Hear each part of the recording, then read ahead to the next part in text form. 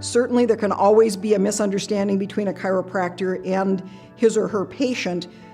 and a patient can file a complaint with the licensing board about some aspect of that care. All licensing boards will look at documentation within the chiropractor's records. Unfortunately, my experience has been that chiropractors have been notoriously poor at documenting their physical examination findings, the patient's presenting complaints, the patient's medical and chiropractic history,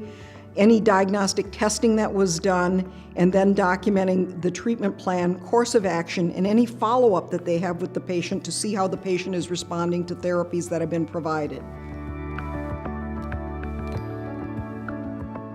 One of the most common and increasing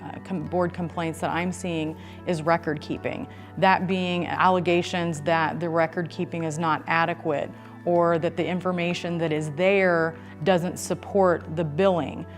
That is a huge area, and that also dovetails into another increasing area of complaint, which is a financial aspect. If a doctor has an arrangement with a patient, especially a cash pay patient, and they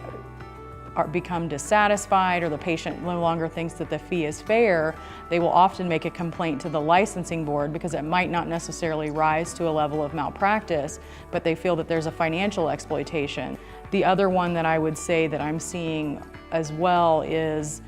having like a pre-paid plan that you pay an X amount of dollars for so many visits, and then the patient, for whatever reason, decides that they don't want those amount of visits, and then they try to get their money back, and there's a dispute about that, and that becomes a board complaint. And then one that we also see quite frequently is relating to advertising, and whether or not a doctor's website, if they're offering a new patient special, if it actually includes all the information it can, or if they are